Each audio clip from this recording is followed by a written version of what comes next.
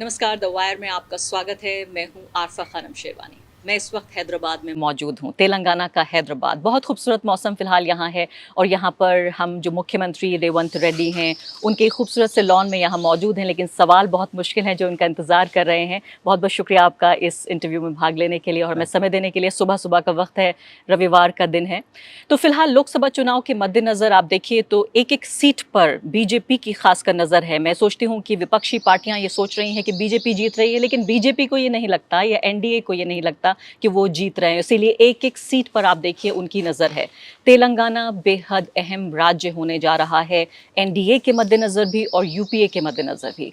17 सीटें हैं यहाँ पर, बहुत अहम सीटें हैं। और इन 17 सीटों में बीजेपी को कितनी मिलती हैं या बीआरएस को अगर साथ में मिलाएं। कांग्रेस पार्टी फिलहाल उन्होंने 4 अपने कैंडिडेट्स के नाम का अनाउंस कर दिया है, जिसमें 2 एमपीज रह चुके हैं और एक एमएलए भी रह चुके हैं पहले पिछले चुनाव में। इन लोगों को टिकट दिए गए हैं और फिलहाल 17 सीटों में हमने देखा था पिछली बार 2019 में बीआरएस को 9 सीटें मिल गई थीं। कांग्रेस पार्टी को 3 मिली थी, बीजेपी को 4 मिली थी और एमआईएम को हमेशा की तरह 1 सीट उनको जरूर मिल गई थी। अब यहाँ पर सवाल ये पैदा हो रहा है कि जबकि पूरे के पूरे उत्तर भारत में हमने देखा एक तरह से पूरी जमीन साफ हो गई थी विधानसभा चुनाव में, कांग्रेस पार्टी के ऐसे में तेलंगाना ने एक तरह का फेस सेवर का काम भी किया और एक तरह से पूरे कार्डर को री एनर्जाइज किया, एक मॉडल दिया, तेलंगाना मॉडल। और वो मैन ऑफ द मोमेंट हमारे साथ यहाँ पर चीफ मिनिस्टर मौजूद है। सबसे पहले तो मैं आपसे जानना चाहती हूँ, मैं यहाँ करीब 48 घंटे से हूँ हैदराबाद में। हर एक शख्स ये कह रहा है कि ये जीत का सेहरा आपके सर बंधना चाहिए।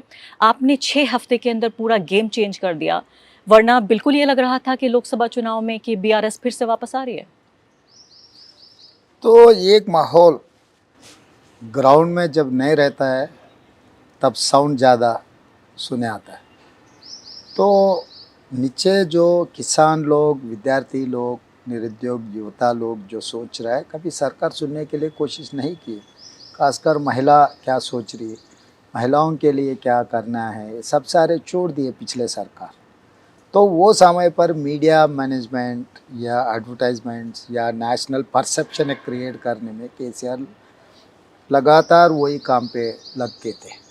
तो जैसा मीडिया परसेप्शन देख के लोग जो बाहर है, जो यहाँ पर वोटर्स नहीं है, वो लोग कुछ अलग तरीक़ा से सोच रहे थे। तो हम लोग पहले से ग्राउंड से हमें पता है, हम 3 साल से लगातार किसानों कने गया, निरुद्योग युवता कने गया और विद्यार्थी और बाकी सब सारे जनता से हम लोग जोड़ के थे। तो हमें पता था, हम 70 प्लस एक्सपेक्ट कर रहे थे, कुछ छोटे छोटे कारणों से और 5-6 सीट हम कम हो गए, अदरवाइज़ हमारा सीट 70 के प्लस आने वाले थे। तो यहाँ के जनता निश्चित रूप से लोग को देखते रहते, मतलब सरकार में कौन बैठा है, क्या कर रहा है, क्या कह रहा है, उनका इरादा कैसे है, ये सब सारे ऑब्जर्व करके यहाँ के जनता वोट देने वाले हैं। इसीलिए ये जीत हमारे जीत नहीं है, जीत जनता की जीत है, किसानों का जीत है, विद्यार्थियों का जीत है। और दर्शकों को ये भी बता दें कि अभी 90 से ज़्यादा और 100 से कम दिन हुए हैं आपकी सरकार को। अभी 100 दिन पूरे नहीं हुए हैं, लेकिन 90 से ज़्यादा हो चुके हैं। आप बहुत अच्छी हिंदी भी बोल लेते हैं, ऐसा लगता है कि नेशनल एस्पिरेशंस हैं। ऐसा कोई बात नहीं, हिंदी सीखने से इंग्लिश अगर आए तो इंटरनेशनल एस्पिरेशन है, ऐसा थोड़ी सोच सकते हैं। It's communication. तो आप जो सवाल अब हिंदी में पूछे, हम जो हिंदी जानकार है, जहाँ तक मैं बोल सकता हूँ, मैं कम्युनिकेट करने तो के 3 लिए भाषाएँ सोचता आप हूँ। बखूबी बोल लेते हैं, हिंदी भी बोलते हैं, अंग्रेज़ी भी बोलते हैं, तेलुगु भी बोलते थोड़ा हैं। बहुत बोलते रहता हूँ, वो इसका मतलब language is not an knowledge, it's an communication. वापस आपके सवाल पे, तो आप ही कह रहे हैं कि जिस तरह से दर्शाया गया कि ये 6 हफ्ते में गेम चेंजर था, ऐसा नहीं है। आप 3 साल से तैयारी कर रहे थे। अब यहाँ मैं ये समझना चाहती हूँ, जिस तेलंगाना मॉडल का ज़िक्र हो रहा है कि एक आदमी ने बिल्कुल टर्न अराउंड कर दिया, आप एक मजबूत नेता के तौर पर बाहर आए और आपने कहा कि विकल्प है ये बीआरएस के लिए। 10 साल की वो सरकार थी उनकी, अब 10 साल की सरकार नरेंद्र मोदी की है। आप मुझे बताइए कि क्या ये तेलंगाना मॉडल एक कोई नेशनल, राष्ट्रीय मॉडल हो सकता है कांग्रेस पार्टी के लिए? Why not? कांग्रेस पार्टी का जो सरकार है, जिस दिन इंदिरा जी के लिए बहुत दिक्कत था नेशनल पॉलिटिक्स में, तब यहाँ के आंध्र प्रदेश से number of seats and Indira ji यहाँ से रिप्रेजेंट किए थे मेदक से। जब शहीद हुए थे इंदिरा जी, तब यहाँ के तेलंगाना के रिप्रेजेंटेशन थे। इसका मतलब जब जब कांग्रेस पार्टी, गांधी परिवार को दिक्कत है, तब तब तेलंगाना उनके साथ खड़ा रहा है। तो इसीलिए आज भी जो कांग्रेस को और गांधी परिवार को सताने के लिए जो भारतीय जनता पार्टी या एनडीए कूटमी कोशिश कर रहा है, ये ऐन मौके पर हम लोग गांधी परिवार के साथ खड़े रहने के लिए यहाँ के जनता तैयार है। तो इसीलिए मैं साफ साफ बात कहना चाहता हूँ, बातों से कुछ होने वाले नहीं है। 10 साल ये दोनों को मौका मिला था, या केसीआर या नरेंद्र मोदी जी को। 10 साल में ये लोग बहुत सारे वादा किए थे, कोई कुछ वादा कभी निभाए ही नहीं। इसका मतलब ये लोगों के ऊपर जो भरोसा था वो टूट गया। इसीलिए केसीआर को हरा दिए। अभी अगले कदम एनडीए के खिलाफ, तो एनडीए को भी इस बार हम ज़रूर हराएंगे। लेकिन जो साउथ का मॉडल है, जिसे यूनाइटेड स्टेट्स ऑफ साउथ कहा जाता है, नॉर्थ से बिल्कुल अलग है। एक ही देश के दो हिस्से, लेकिन बिल्कुल अलग अलग तरीके से हैं। आप जो बात कर रहे हैं वो लॉजिकल बात कर रहे हैं, लेकिन जिस तरह से नरेंद्र मोदी के लिए चुनाव लड़ते हैं लोग, जो वोट डालते हैं वो इमोशनल डालते हैं। तो इस लॉजिक का मुकाबला, इमोशन का मुकाबला आप लॉजिक से नॉर्थ इंडिया में कैसे करेंगे? आप साउथ के बादशाह हैं, लेकिन नॉर्थ में आप कैसे करेंगे? आपने देखा छत्तीसगढ़, राजस्थान, मध्य प्रदेश, जमीन साफ हो गई। नहीं, ये बात, एक बार हार गए तो सब सारे हारने वाले नहीं है। 2 सीट था पहले भारतीय जनता पार्टी को, आपको तो पता है। एक गुजरात से, दूसरे तेलंगाना से। उस दिन पीवी नरसिंह राव जी को हराए थे भारतीय जनता पार्टी, जंगारेड्डी उनका नाम, हनुमाकोंडा से जो एमपी बना। तो 40 साल पहले की बात है। हाँ, कभी भी हो, 2 सीटों से अभी 302 सीट पहुंच गए ना। तो हार जीत अलग अलग वक्त की बात है। तो जब भारतीय जनता पार्टी जब सरकार बनाए, नहीं तो 2 बार भारतीय जनता पार्टी को मौका मिला था, वो वक्त अलग है। आज के तारीख में सबसे ज़्यादा सेंटिमेंट इज भूखा, बेरोजगारी, लॉ एंड ऑर्डर, किसानों के ऊपर जो जुल्म हो रहा है दिल्ली में, ये सब सारे देख रहा है। इंडियन पॉपुलेशन में near about 70% population depends on agriculture. तो नरेंद्र मोदी जी सरकार अप्रोच क्या है किसानों के खिलाफ? क्यों दिल्ली में किसानों को इतना केसेस, फायरिंग, किसानों को हत्या, ये सब सारे क्यों हो रहा है? जिसके लिए काम कर रहे हैं ये लोग, किसी को कुछ करने के लिए कोशिश कर रहा है।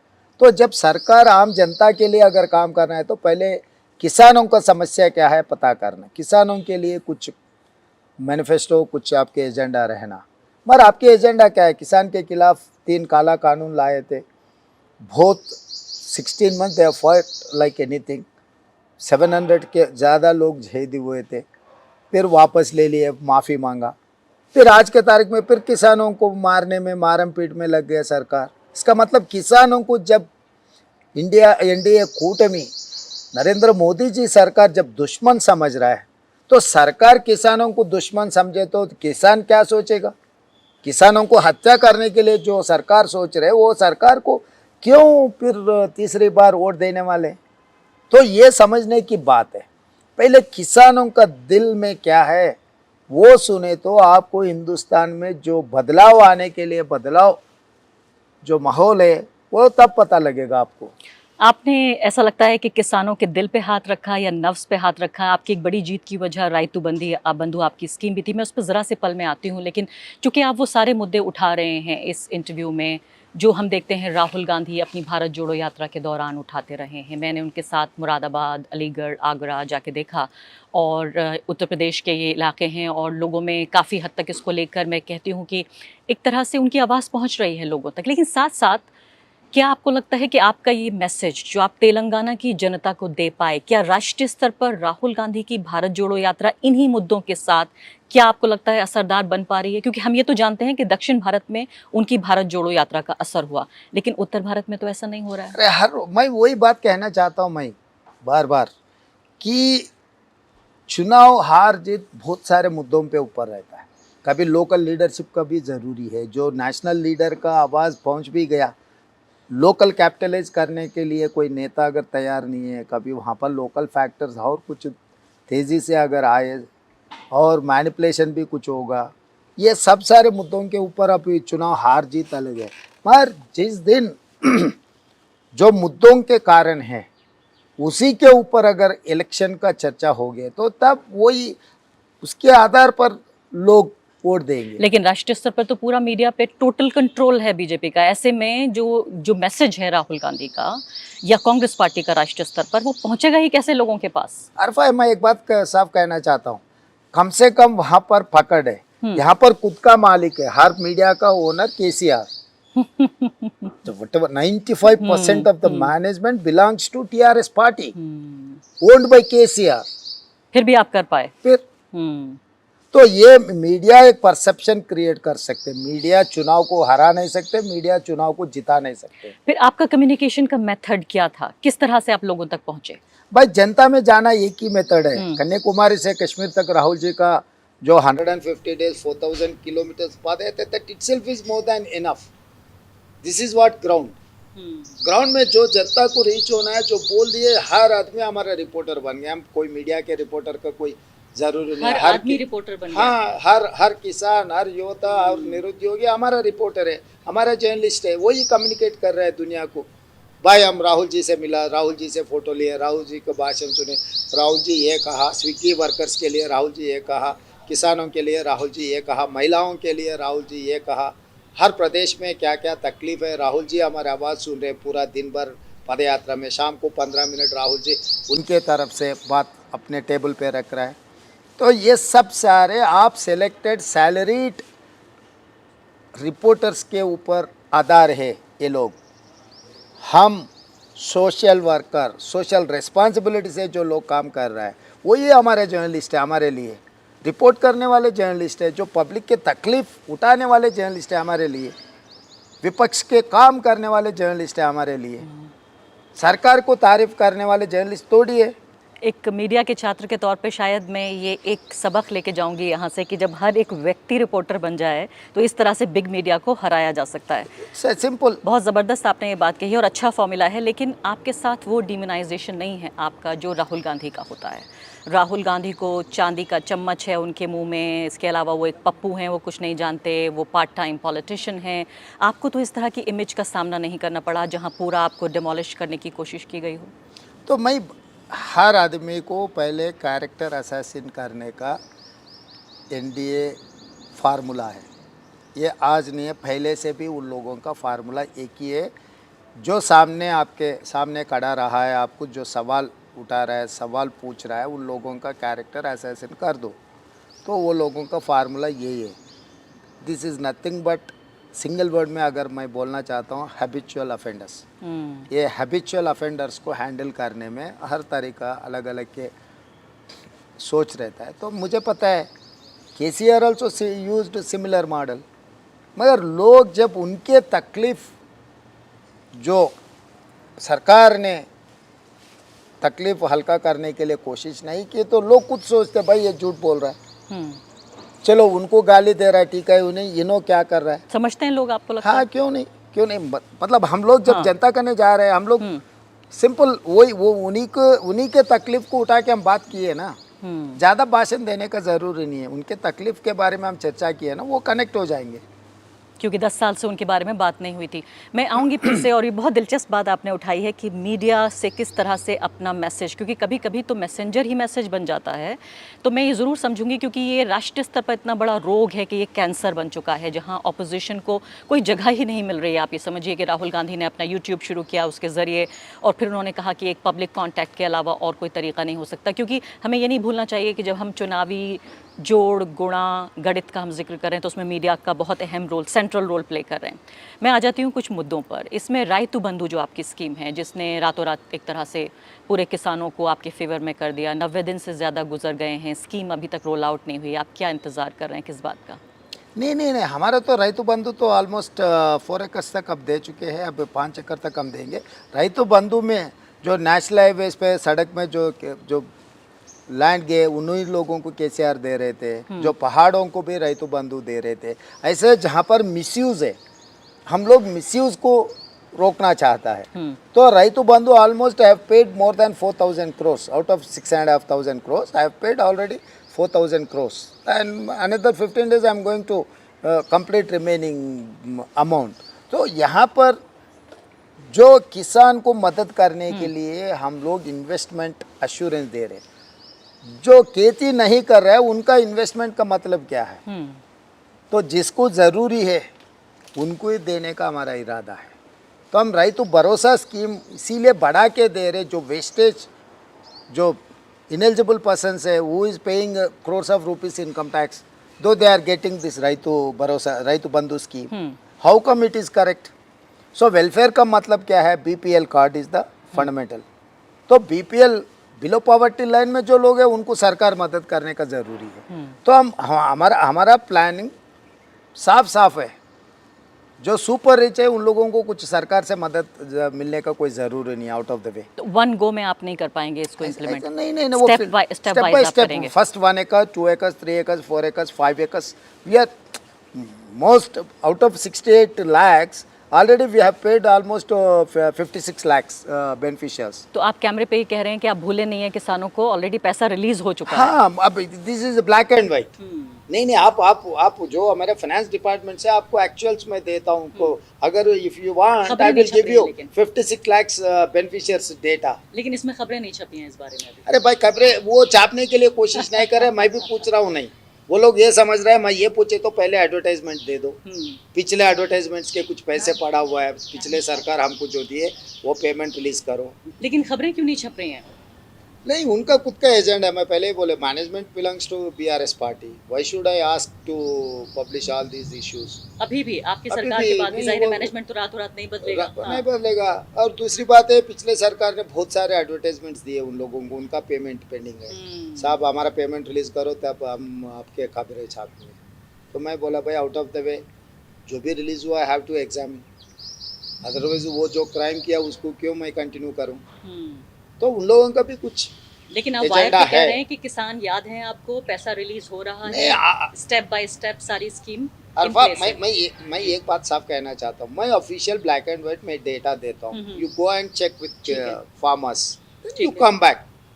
सो ये लोग एक परसेप्शन क्रिएट करने के लिए कोशिश कर रहा है। ये परसेप्शन किसानों को कोई लेना देना नहीं है। ऊपर जो बातें करते, चर्चा करते, बोलने वाला अलग है, नीचे काम करने वाला अलग है। जो काम करने वाले के साथ हूँ मैं, बोलने वाले को मैं सेटिस्फाई नहीं कर सकता हूँ। They have their own agenda, what should I do. Revanth Reddy, आपने बहुत शानदार जवाब दिए अब तक सारे सवालों के। अब कुछ मुश्किल सवालों का दौर यहाँ पे शुरू होगा। उसमें एक सवाल मैं आपसे पूछूंगी, एक ही लम्हे में अपने दर्शकों को बताती हूँ कि जिस सोशल रिप्रेजेंटेशन, और मैं एक पत्रकार के तौर पर इस सामाजिक और राजनीतिक जो नुमाइंदगी है, प्रतिनिधित्व है, उसकी बड़ी एक वकील, एक बड़ी एडवोकेट हूँ, उससे जुड़ा सवाल पूछूंगी आपसे। ओबीसी रिप्रेजेंटेशन, दलितों का रिप्रेजेंटेशन, एक बड़ा सवाल है मुस्लिम रिप्रेजेंटेशन, जहाँ एक अच्छी बड़ी मुस्लिम आबादी है, आपकी सरकार में क्या। लेकिन उससे पहले एक और सवाल आ गया है। वो सवाल है नरेंद्र मोदी से आपका जो एक पब्लिक इंटरेक्शन के दौरान जो सवाल मेरे मन में भी आए, राष्ट्रीय मीडिया में उस पर बड़ी चर्चा हो रही है। पहली बात तो ये क्लियर कीजिए कि आपने कहा कि नरेंद्र मोदी आपके बड़े भाई हैं। ये बड़े भाई एल्डर ब्रदर वाला बड़ा भाई है या बिग ब्रदर वाला बड़ा भाई है? Big brother, he is an prime minister of India. मैं तो एक मुख्यमंत्री हूँ। So he has to carry all chief ministers, that is his responsibility. I have tried to recollect that, boss, you are the big brother of this country. You have to take care of every state. You go through my entire speech, then you will know that what is my intention or content. तो लोग एक चीज़ को अगर आप pick and choose में अगर बात को निकाल के देखें तो आपको अलग दिखेंगे। तो मैं खान पे कुछ नहीं बोला, बंद कमरे में मैं कुछ नहीं बोला। मैं सबके सामने, सबके आंखों के सामने, कैमरा के सामने मैं बोला। इसमें मेरा कोई अलग एजेंडा रहने का क्या है। उसके बाद आप बड़े भाई बोलने के बाद मैं क्या कहा वो देखो भाई। आप बुलेट ट्रेन आप गुजरात लेके गए, साबरमती रिवर फ्रंट आप गुजरात लेके गए, गिफ्ट सिटी गुजरात में बना लिए। सिमिलर डेवलपमेंट मेरा तेलंगाना में मूसी रिवर फ्रंट में बनाना चाहता हूँ, मेट्रो रेल में बनाना चाहता हूँ, मैं तुम्मड़ी में इरिगेशन प्रोजेक्ट बनाना चाहता हूँ। ऐसे मैं पूरा मुद्दा निकाल के उनके सामने रख के, इसमें आपकी मदद ज़रूरी है, आप बड़ा भाई है, आप प्राइम मिनिस्टर ऑफ इंडिया है, सरकार को, तेलंगाना सरकार को मदद करो बोल के मेरा जो डिमांड्स है उनके सामने रखा। तो तेलंगाना में तो पेद्दना, ये it's a common word, big brother. No, but he's not your big brother. You said he's country's big brother. Is that what you're saying? Yes, he is. Any prime minister, it's not personal relation. It is nothing to do with the personal relation. It's a official platform, for inauguration program. तो official program में वो being an prime minister he is addressing to the nation, being an chief minister I am addressing to my people. लेकिन यहाँ पे थोड़ा सा फ़र्क है, एक तो बड़ा भाई और दूसरा बिग ब्रदर, इन दोनों का यूसेज बिल्कुल अलग है। बड़ा भाई हो सकता है कोई भी व्यक्ति जो आपसे उम्र में बड़ा है, ओहदे में बड़ा है, आप मुख्यमंत्री हैं, वो प्रधानमंत्री हैं। लेकिन बिग ब्रदर का मतलब सीधे-सीधे ये होता है एक ऐसा ताकतवर आदमी जिसके पास इतनी ताकत है कि वो बाकी नीचे आप सबको देख रहा है, रिकॉर्ड कर रहा है, मतलब ओवरली पावरफुल। इस जितनी शक्ति नहीं होनी चाहिए उतनी शक्ति किसी व्यक्ति के पास हो। Either way, correct it is. I don't want to dispute the big brother or बड़ा भाई। आप बड़ा भाई के जो कंटेंट है वो भी सही है, जो बिग ब्रदर का कंटेंट है वो भी सही है। Being a prime minister, he has got extraordinary powers. So he is using in other way also. So इसीलिए वो जो परमिशन मेरा मेट्रो रेल बनाना है, government of India has to give permission. Musi river front reservation of river, government of India has to give permission and funds. Just like that Tummidi I need to acquire land near about 2,000 acres in Maharashtra. Maharashtra BJP coalition government is there. He has to support, he has to put an award. I have told everything. I have told everything on record. आप बड़ा भाई है, आप ये सब कुछ समझाओ। मेरा प्रदेश तरक्की करने का मेरा जिम्मेदारी है। लोग मुझे वोट दिए, मुझे मुख्यमंत्री बनाए, तो मेरा जिम्मेदारी है।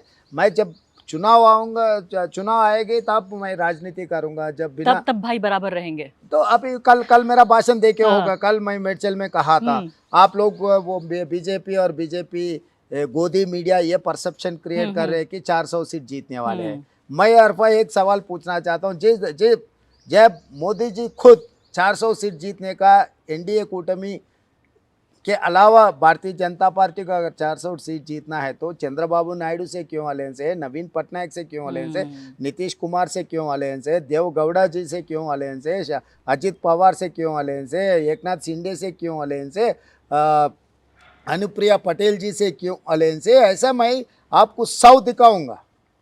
अगर आपका ताकत इतने है, 400 seat Bharatiya Janata party Narendra Modi ji leadership को अगर सीट मिलना है तो नरेंद्र मोदी जी कभी गुजरात में किसी से अलायंस किया क्या? क्यों गुजरात में अलायंस नहीं किए? वहाँ पर छोटे मोटे पार्टीज नहीं है क्या? वहाँ पर छोटे मोटे पार्टीज है ना।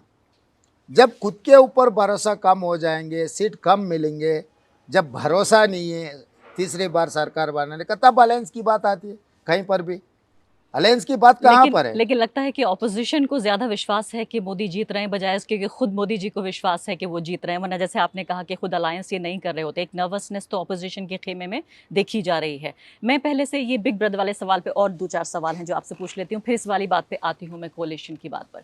इसमें आपने एक जो फ्रेज का जिक्र किया वो था गुजरात मॉडल। अब गुजरात मॉडल से मुझे नहीं पता आप क्या समझते हैं। गुजरात मॉडल से मैं जो समझती हूँ वो ये है कि कॉर्पोरेट। अरफा, आपके क्वेश्चन में ही प्रॉब्लम है। मैं गुजरात मॉडल नहीं बोला। आप गुजरात प्रदेश को इतने सारे लेकर गए, इसमें फर्क है। गुजरात मॉडल तो आपने शब्द का तो जिक्र किया। नहीं, गुजरात मॉडल, गुजरात मॉडल नहीं। गुजरात को आप इतने लेकर गए, तेलंगाना के लिए सब सारे दो। मैं I wanted to compare with Gujarat and Telangana. Gujarat के लिए बुलेट ट्रेन लेकर गए, गिफ्ट सिटी लेकर गए, साबरमती रिवर फ्रंट लेकर गए, बहुत सारे गुजरात को आप इन्वेस्टमेंट ले जा रहे हैं। ऐसे तेलंगाना भी लाइए, ऐसे भी तेलंगाना को देने के लिए मैं डिमांड किया। मैं गुजरात मॉडल ठीक ठाक है, बहुत शानदार है, गुजरात मॉडल तेलंगाना को दो बोल के नहीं पूछा। I am not asking any technology transfer और प्लानिंग। मैं साफ अरफा आपके सामने मैं सीधा अगर किसी को गलत फहमी है, रॉन्ग इंटरप्रिटेशन है, मैं दूर करना चाहता हूँ। वो पहले गुजरात के चीफ मिनिस्टर थे, तब being an chief minister if he is asking something for Gujarat, I don't mind, that is his responsibility. When he has become prime minister, he has to behave, rationality दिखाने का ज़रूरी है। इस हिंदुस्तान में हम भी है, गुजरात भी है, तेलंगाना भी है। तो इसमें अगला इसी सवाल का हिस्सा ये है कि आप ये नहीं कहना चाहते थे जो बदनाम गुजरात मॉडल है जिसमें कॉरपोरेट की पावर गरीब लोगों पर इस्तेमाल होती है, गरीब नीचे रहता है, कॉरपोरेट का पूरा कब्जा होता है, नंबर 1, नंबर 2 जहां पर एक मुस्लिम मुक्त विधानसभा का पूरा इमेजिनेशन है, बीजेपी 0 टिकट्स देती है मुसलमानों को, मंत्री तो भूल जाइए, ये भी आप नहीं कहना चाहते थे। आप कॉरपोरेट की जो शक्तियां हैं उसे आम लोगों पे अप्लाई भी नहीं करना चाहते थे, आपका ये मतलब नहीं था। आप ये कहना चाहते थे कि आप गोधरा मॉडल भी हम गोधरा इस्तेमाल नहीं मॉडल भी करना नहीं चाह है। रहे, ये भी साफ है। हम लोग गोधरा मॉडल से, गुजरात मॉडल से, नरेंद्र मोदी जी मॉडल से कोई लेना देना नहीं है। इतने सालों से हम वो मॉडल के खिलाफ हम लड़ रहे, कांग्रेस पार्टी ने लड़ा था और किसी ने नहीं। तो हम लोग ये याद दिलाना के लिए मैं कोशिश किया, बीइंग एन चीफ मिनिस्टर। आप ये मत समझो ये कि गुजरात है हिंदुस्तान में, तेलंगाना भी है। जब आप गुजरात के लिए इतना सारे प्राइम मिनिस्टर की कुर्सी में बैठकर इतना सारे दे दिए, इसमें जो भी हमारा भी ज़रूरत है ये फुलफ़िल करो बोल के मैं उनको याद दिलाया। मैं इसीलिए मैं कहना चाहता हूँ, मैं कहीं बंद कमरे में कुछ बात नहीं की है। पब्लिक स्पीच थी वो तो। पब्लिक स्पीच में ही वो कहा, मैं मेरा इंटरेस्ट पूरा एक ही है, मेरा स्टेट को तरक्की करने का है। क्योंकि लोग बहुत उम्मीद लेकर मुझे वोट दिए, कांग्रेस पार्टी को जिताया। क्योंकि राहुल कांग्रेस जी के पदयात्रा के बाद यहाँ पर एक माहौल बहुत बदल असर गया। रहा, सही बात है। और आपके समर्थक ये भी नाराज हो रहे थे कि भाई राहुल गांधी वहां पे कहते हैं कि ये तो जेब कतरे हैं, देखिए अडानी ले गया, देखिए मोदी ले गया, वो कहते हैं भाई चौकीदार चोर है। ऐसे में उन्हीं का एक चीफ मिनिस्टर अगर ये कहता है कि वो बिग ब्रदर हैं, गुजरात मॉडल है, आपको लगता है आपका सिलेक्शन ऑफ वर्ड्स, जो शब्दों का चुनाव था, वो अलग हो सकता था? नहीं, लोग समझने में, लोग आप इंटरप्रिटेशन का प्रॉब्लम है। मैं जो मोदी मीडिया गोदी मीडिया है उनके लिए जो तारीफ़ किया बोल के कांग्रेस चीफ मिनिस्टर, वो मार्केटिंग करने के लिए एक स्ट्रैटेजी बनाए। वो स्ट्रैटेजी में नहीं पढ़ना चाहता हूँ। क्यों? ऐसे चर्चों में कोई कुछ फ़ायदा नहीं है। मैं साफ साफ कह दिया, मैं अभी भी साफ कहना चाहता हूँ। क्लैरिफाई कर रहे हैं आप ये मैं बात। क्लैरिफाई नहीं, जो जो जी जो हाँ, मैं सोचा था, वही जो कह रहे हैं बोलना आप। चाहता हूँ, मैं वही साफ कह रहा हूँ। वो लोग मिस इंटरप्रिटेट किए, रॉन्ग इंटरप्रिटेट किए, मैं केयर भी नहीं करता हूँ। क्योंकि ऐसे 10 साल से यहाँ पर मैं फेस कर चुका हूँ। ये पहली बार नहीं है मेरे लिए। नाम बदल गए, केसीआर के जगह में मोदी जी आ गए, बस उतना ही फ़र्क है, मगर situation is the one and the same. So I don't want to waste my time on these unnecessary issues. जी हाँ। So my point is, it is very simple. Being a prime minister, he has given something to Gujarat. So being a chief minister, I am asking, I am demanding Indian prime minister. अगर Bharatiya Janata party से या नरेंद्र मोदी जी से मैं personal कुछ नहीं मांग रहा हूँ। जो मेरा हक है, मैं वो हक उनके सामने रखा है। आगे वो मिले अच्छा है, नहीं मिले तो लड़ने के लिए हम हमेशा तैयार हैं। और मोदी जी के भक्त कह रहे हैं कि भाई देखिए मोदी जी इतने महान हैं कि अब तो कांग्रेस के चीफ मिनिस्टर भी तारीफ कर रहे हैं। भाई अब हमेशा ये ऐसे कंट्रोवर्सी डिस्कशंस में हर किसी का कोई परसेप्शन रहते, कि व्यू रहते। अभी उन लोगों को देख के हंस के छोड़ देता हूँ, मैं उसको ज़्यादा अटेंशन भी नहीं देता। मैं फिर साफ कहना चाहता हूँ, 10 साल से मैं ये सिचुएशन फेस किया तेलंगाना में। केसीआर भी सेम ट्रिक्स प्ले किए, अभी Modi ji same trick play किए, तो भी कोई नेशनल फर्क लेवल नहीं पे। पड़ता। तो मैं जल्दी से रिप्रेजेंटेशन के सवाल पे आऊंगी, लेकिन इससे पहले एक बहुत अहम सवाल है फेडरल स्ट्रक्चर को लेके। भारत के संविधान की ये एक बड़ी खूबी मानी गई कि हम एक फेडरल डेमोक्रेसी हैं, हमारा कॉन्स्टिट्यूशन फेडरलिज्म। लेकिन जिस तरह से पिछले 10 सालों में इस फेडरलिज्म को इस्तेमाल किया गया है उन स्टेट गवर्नमेंट्स के खिलाफ जहां ऑपोजिशन पावर में है, क्या आपका ये जो एक पॉजिटिव जेस्चर था, क्या इसलिए भी था क्योंकि पिछले 10 सालों में हमने देखा है कि फेडरलिज्म को लेकर हमने देखा कि वेस्ट बंगाल में मनरेगा का फंड रिलीज नहीं हो रहा है, उधर टैक्स का पैसा केरला कर्नाटका के चीफ मिनिस्टर्स को दिल्ली आके कैंप लगाना पड़ रहा है, अपना कह रहे हैं कि हमारे साथ नाइंसाफ़ी हो रही है। क्या मैं ये समझूं कि आपका एक पॉजिटिव जेस्चर इसलिए भी था क्योंकि आपको अपने स्टेट के लिए, डेवलपमेंट के लिए आपको सेंटर पर निर्भर होना पड़ रहा है, पड़ता है हर किसी स्टेट गवर्नमेंट को? क्या ये माना जाए कि वो दौर आ गया है जहाँ पर अलग अलग पार्टियों के होने के बावजूद सेंटर अपनी पावर का इस्तेमाल इस तरह से कर रहा है कि डिसएम्पावर कर दे स्टेट्स को? ये इस पॉलिटिकल पार्टीज का एजेंडा सोच अलग है, स्टेट गवर्नमेंट सेंट्रल गवर्नमेंट का सोच एंड प्लानिंग अलग है। जब मैं मुख्यमंत्री कुर्सी में बैठता हूँ, it is nothing to do with politics, it's only administrative things. तो केंद्र सरकार से जो लेना है ज़रूर लूँगा। जहाँ पर कॉन्स्टिट्यूशनल अथॉरिटीज़ है, may be prime minister, may be governor और any other supreme court judges or high court judges, any constitutional election commission of India, whatever constitutional authorities are there, positions are there, I am there to oblige protocols. I don't hesitate to oblige these protocols. I don't have any personal issues or political issues. When I am in my platform, my party platform, I am there to explain, or I am there to to discuss all these issues as a being a party president. So I have two roles. One is party president, the other one is chief minister. Role clarity is there. So according to my role, I have to act. Otherwise, अब my party platform में मैं मुख्यमंत्री के भाषण दिए तो कोई फायदा नहीं है. जब मुख्यमंत्री बनता हूँ पार्टी नेता के भाषण दिए तो भी कुछ फायदा नहीं है प्रदेश के लिए. तो दो अलग अलग है. आपको मुश्किल का सामना करना पड़ रहा है सेंटर से फंड्स रिलीज करने में, नहीं टैक्स नहीं, का अभी पैसा अभी लेने अभी में. अभी तो शुरुआत है. इतना जल्दी मैं सीधा सीधा कुछ कमेंट और नहीं कर सकता कर्नाटका, हूँ. आज केरला- आज आज आज तक तो कोई दिक्कत नहीं आया. जो हम एक्सपेक्ट किए वो तरीका से केंद्र सरकार से हमें मदद मिला है. तो I don't have any complaints. Will see future what क्या होने वाले हैं, कैसे होने वाले हैं, आगे मैं दिखाऊंगा. कर्नाटका केरला सरकारों ने जो किया, आप इससे सहमत हैं कि दिल्ली आकर अपने मांग करना? नहीं, वो उन लोग हर प्रदेश का अलग अलग एजेंडा है, अलग अलग. ममता बनर्जी हजारों लोगों की ट्रेन लेकर आ गई थी दिल्ली. भाई अभी ममता दीदी क्या कर रहे हैं, कर्नाटका चीफ मिनिस्टर क्या कर रहे हैं, मैं ज़्यादा ध्यान भी नहीं दिए क्योंकि वो मेरा जिम्मेदारी नहीं है, मेरे को कोई ज़रूरी भी नहीं है. मेरा आप प्रदेश ठीक हैं, में आपका रिश्ता ठीक है. मेरा इस प्रदेश का जो माहौल है मैं वही हिसाब से चलना चाहता हूँ. बाकी के लोग कुछ बोले भी नहीं, हमारा मदद भी नहीं मांगे. अगर मदद मांगे, अगर कुछ बोले, अगर कुछ करना है तो करेंगे. मगर अभी तक तो केंद्र सरकार से हमको कोई दिक्कत नहीं आया. अगर केंद्र सरकार से हमको कुछ दिक्कत आया तो हम सीधा सीधा बोल देंगे भाई यहाँ पर प्रॉब्लम हो रहा है, ये हम खामोश बैठने वाले नहीं. आपको तो मेरा तरीका मालूम है. मैं कैसे, मैं 10-15 साल से जो अपोजिशन में या otherwise being an elected representative in Lok Sabha में, you go through my track record in Lok Sabha. जी, बीइंग एन एमपी मैं कभी स्पेयर नहीं किए. मैं जल्दी से आ जाती हूँ रिप्रेजेंटेशन के सवाल पे. समय कम है आपके पास भी और इंटरव्यू भी लंबा हो रहा है. इसमें सवाल ये है कि जो मुसलमानों के रिप्रेजेंटेशन की बात हो रही है, 15% ऑलमोस्ट नेशनल एवरेज से भी ज़्यादा है तेलंगाना में मुसलमानों की आबादी. आपके फ़िलहाल गवर्नमेंट में एक भी एमएलए नहीं है. मैं जानती हूँ आपने 3 टिकट्स दिए लेकिन कोई जीत नहीं पाया दुर्भाग्य 6 से. टिकट दिए, 6 7 टिकट टिकट दिए, लेकिन कोई भी जीत नहीं पाया नहीं दुर्भाग्य जीत से. पाया. और इसके अलावा फिर लेकिन कोई मंत्री भी ज़ाहिर है नहीं बन पाया. क्या आपका प्लान है? आपका आर्ग्यूमेंट ये हो सकता है कि भाई हमने टिकट दिए, आप जीते नहीं तो हम कहाँ से मंत्री नहीं बनाएंगे? नहीं नहीं, ऐसा कोई बात नहीं. हम गवर्नर कोटा में तो एमएलसी बनवा दिए, अभी वो भी स्टक डाउन किए कोर्ट, अभी रीअपॉइंट करना है.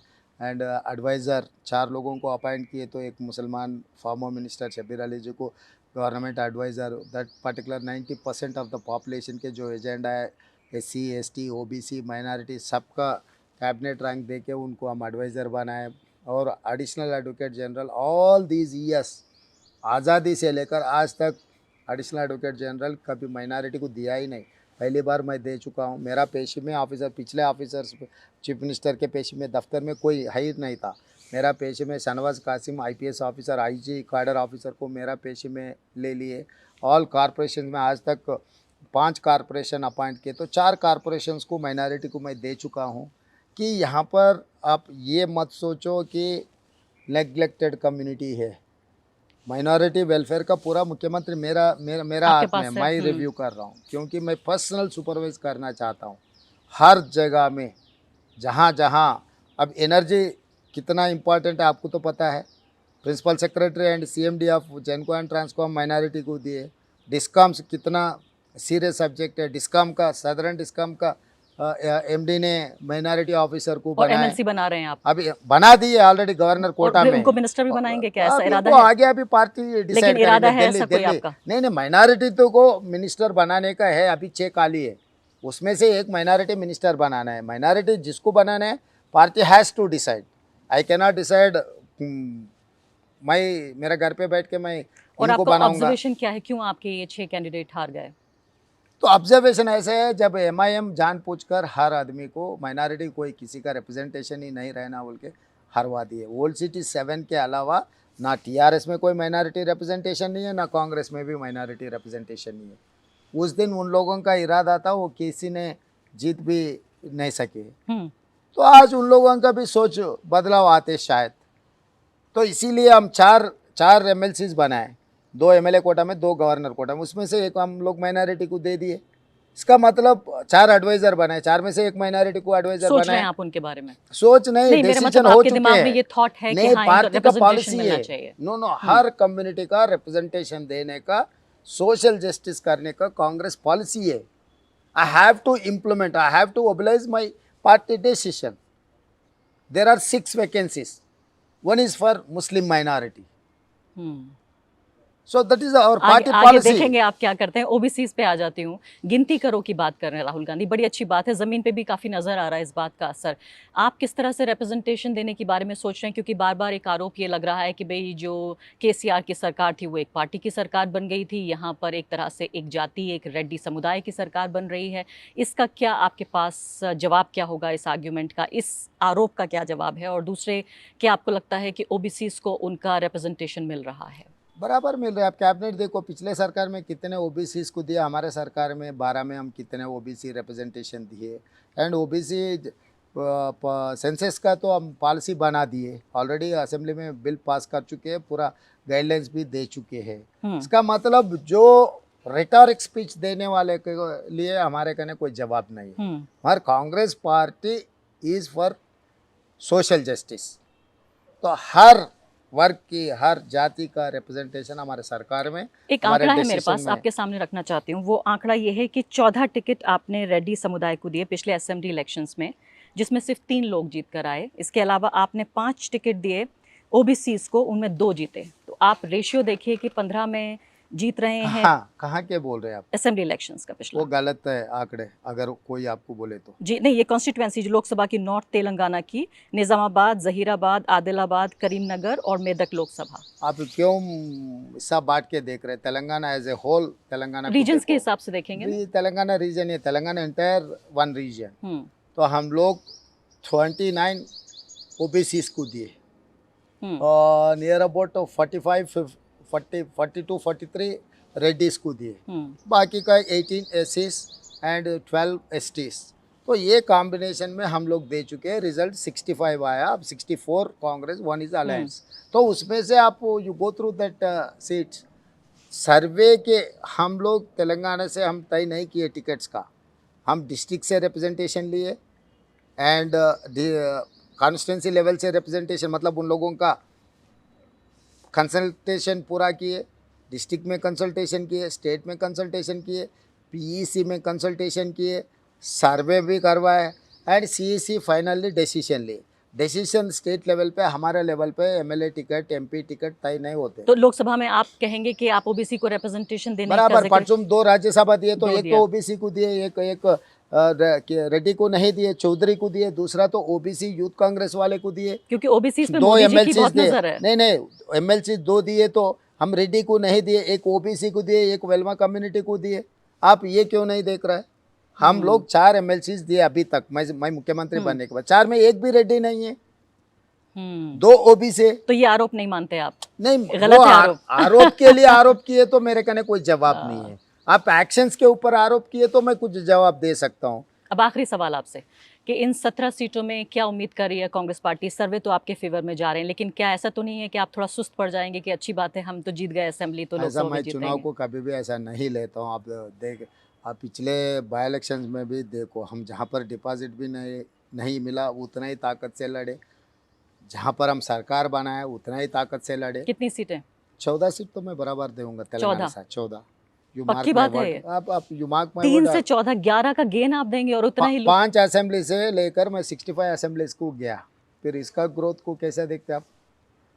चुनाव से पहले मेरा हाथ में 5 थे एमएलए, चुनाव के बाद मैं 65 आ गया ना, फिर 3 एमपीज, अब 14 बनाने में आपको क्या? लेकिन यहाँ मुकाबला मोदी जी से है आपका।